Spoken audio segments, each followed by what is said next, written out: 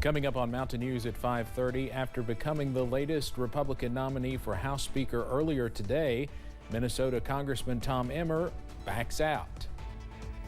Plus, a bipartisan group of state attorney generals provide an update about an investigation into Meta that was launched in 2021.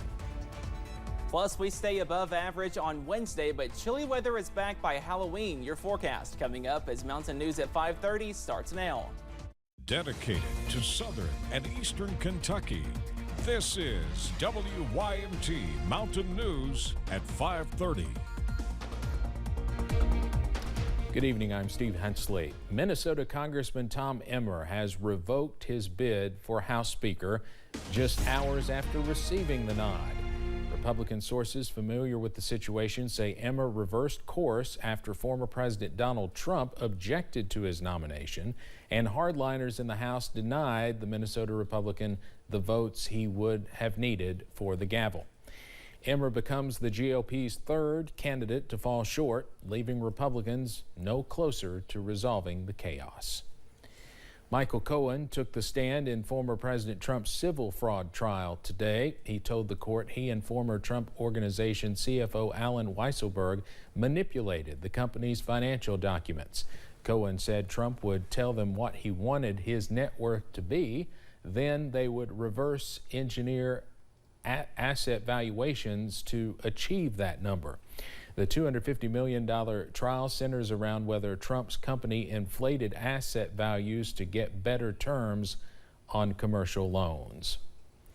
Former Trump campaign lawyer Jenna Ellis is now a convicted criminal. Ellis was among multiple Trump allies charged in Fulton County, Georgia, involving the effort to overturn the 2020 presidential election results.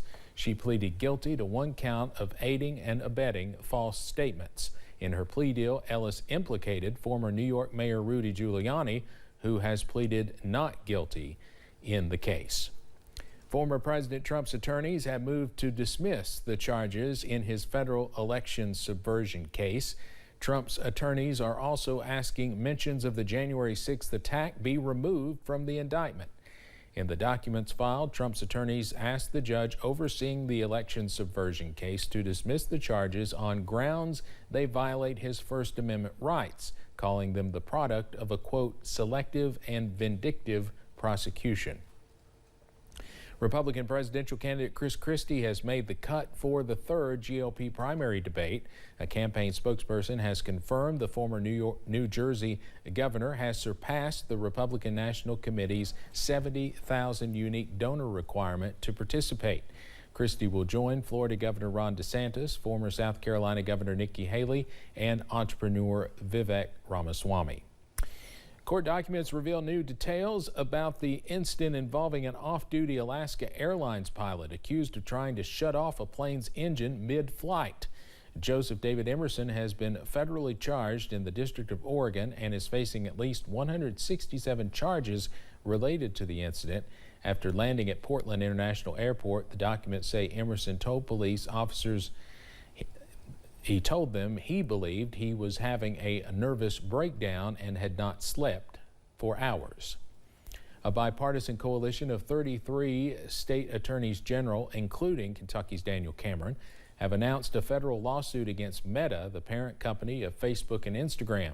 The suit claims the tech giant deliberately engineered its social media platforms to be addictive to children and teens to boost profits.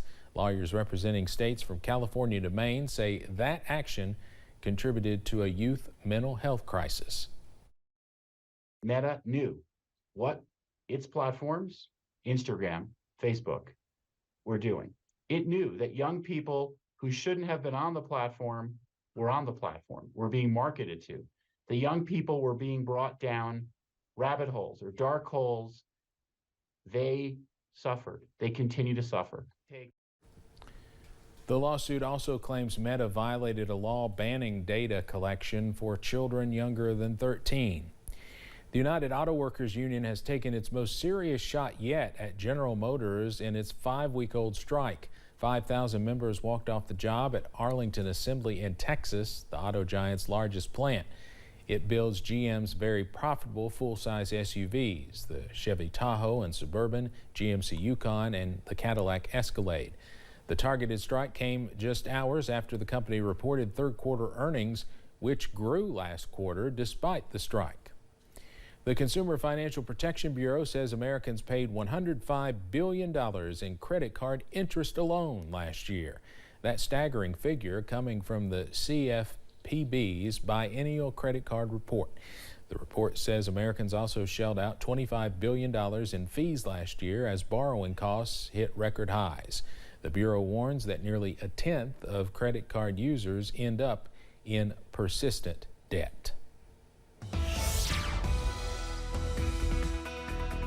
We are tracking some beautiful weather across the mountains into this evening. Here's a live look from London to Hazard to Pikeville, and plenty of blue sky, also sunshine. A few more clouds in the Cumberland Valley, but overall a really nice evening is on tap, and those temperatures are still warm in the middle to upper 70s. Most of us right now in the middle to upper 70s, up to 76 in Jackson, 78 over in Irvin, and 75 in Somerset, also Monticello at this hour. So we are mild for this time of year, and more mild weather is on the way, all thanks to high pressure. Up on the radar, we are dry, and that's also going to continue as this high pressure system sits over the eastern coast. So more dry weather is on the way for us as we go into this evening. If you have plans for dinner outdoors on your Tuesday, the forecast could not be better. We stay dry under some sunshine. Those temperatures go from the 70s into the 60s by this evening, and more 40s on the way as you wake up on Wednesday. But once again, we are back in the 70s by Wednesday afternoon. All those details coming up in just a few minutes. Steve?